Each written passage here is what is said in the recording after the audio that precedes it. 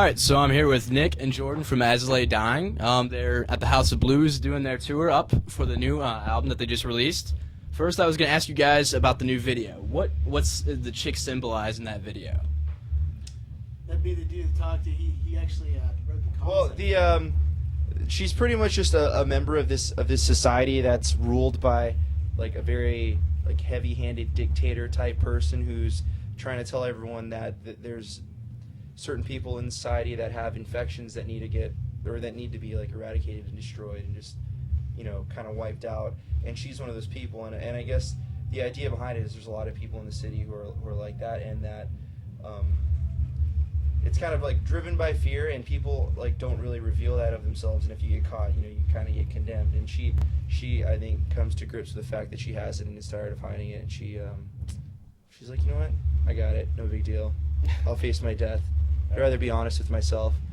But there's a little twist in the second part of the concept, and we just filmed a video for The Sound of Truth, which continues with the concept that we left off in Nothing Left. So it's like part 2, I guess. Oh, that's pretty cool. And so hopefully it'll make more sense when you watch it. That's cool. Also, I know you guys just got a new bass player and stuff like that. First off, what happened with the old bass player, if you guys don't mind, talking about it, and do you guys still keep in contact with them? Or?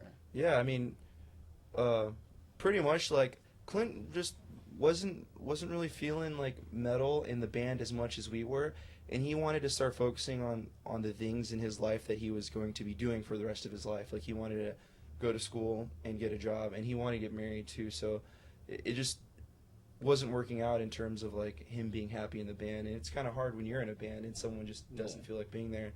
So yeah, he pieced out, and we're on pretty sweet terms. Like, we're on tour all the time, so we don't see him too much. I mean, I see him at home at like church and stuff. Yeah. But, yeah, so he's doing well, and he's I think a lot happier now.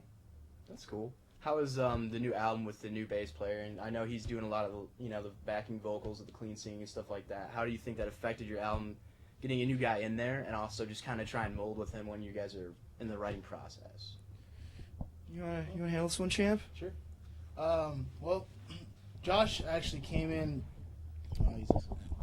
Josh, the new bass player, actually came in a little bit after we had already started writing, and so he really wasn't super involved in the creative process, because we kind of were already in the groove. The four of us, Nick, Phil, Tim, and I, were kind of already in the groove, and but he ended up recording everything on the album, all the bass parts and all the singing parts, and which is actually really sweet, because we've never had a bass player in the band that has actually sang and performed on the record. Like Clint never performed on the records, Yeah, so so it was really cool. I think for Josh it was a good way to start things off. He was there, he was playing parts, and those are it's his voice, and so yeah, especially live, it's coming across very well, because that's the dude that's on the records. Yeah, it's pretty sweet. So it's cool. We're really happy with it. Where did you guys feel your direction was going with I know that you kind of changed styles a little bit more from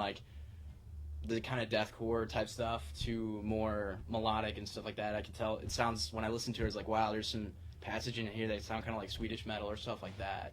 I was actually kind of stoked to see it go in that direction. So, well, I think with this latest album, Motion Between Us, we wanted to write a very diverse record, and so yeah, we do have a lot of melodic songs in there, but we also do have other type of songs that are influenced by thrash bands and some 80s thrash bands, and we have some slower, darker stuff, So, but, I mean, I think this album, there's a lot of melodic stuff, but I think overall it's a very diverse record, and that's what we set out to do. So yeah, we're very we try to write a very well-rounded album, and it's cool. Where's the worst place you guys have ever played? Not even the worst place, but the worst experience you guys have got from playing. There has to be 5 of them that jump off the top of your head, or what's one of them? I don't know. What do you think, Nick? I don't know. There's actually too many to where I can't even single one out. I'm like, dude, this is not awesome. Let me think. I think there's a lot of places that probably aren't as enjoyable as other places, but I mean, regardless of where we are, the shows are always sweet, Yeah. So I mean, that's I guess the important thing. Yeah. So, That's cool. So you guys haven't had any like terrible sound checks or like sound problems and stuff like that? Oh yeah, there's definitely been those for sure. Yeah. You know, but I mean that's just a part of it. You know, like every day is different. You wake up and you're a different venue, different sound system, different different house crew and everything. You know, so that's why the crew guys get paid the big bucks. You know, to have to work out all the kinks every day. You know, Yeah. so. Yeah. But we're always there, like every day, like if there's problems, making sure everything's going right and stuff like that. So we're definitely a very involved band as far as all that stuff goes. Last show is that you had a big drum solo, and it was like a year or two ago, and you had this big ass gong thing in the background. Yeah. You got anything crazy like that planned out for either guitars or drums? Not anything like that. No. Like I mean, we're just like this tour. We wanted to kind of just all go up there and just shred together, and just but yeah, no drum solo tonight. So That's cool. Yeah, I think now with this new album coming out, we have like kind of a more extensive catalog. So although it would be awesome to do a drum solo, we really want to like play a bunch of new songs live because it's fun for us to finally be able to play new stuff. And then I know a lot of people have the record and are like looking forward to hearing a lot of those new songs. But at the same time, we have old fans coming. So to try and please everyone, we're playing like 13, 14 songs. We're playing for a long time. It's like, dude, if we put a drum solo on there, it's just going to be forever. So, yeah, we're doing an interview.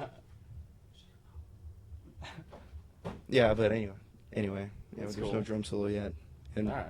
I don't think Phil and I are comfortable enough yet to try and rip a solo. Really? Nah. I mean, I heard a couple new solos on the new album that I actually dug. I was actually pretty impressed. I Oh, liked that's it. sick. Yeah, I'll just play those in the songs. I can't just sit there on an eager-eyes and be like, everybody look at me. Yeah. Because I'll blow it. I crumble under pressure. Oh, gotcha. So what's it like playing night after night? And I know you've heard this probably a million times, but like, what is the really big downfall of just going over and over, night after night, doing the same thing? Do you ever get sick of just playing metal like after a while or no? Especially when you get up on stage, it's always an awesome experience. I mean, sometimes you get sick or whatever, but yeah, I mean, I think every day is different. Every day like brings new challenges and but I mean, we all really love what we do and we're all very passionate about it. So that's like what keeps us going in the band, and what makes it enjoyable. So. All right. I know for me, playing, especially in this tour, playing shows every night is starting to take its toll physically. Like, I feel really old. My knee's shot, my ankle's shot, my back's shot, my wrist hurts. And that's the only downfall, I think, of playing so much and playing for so long.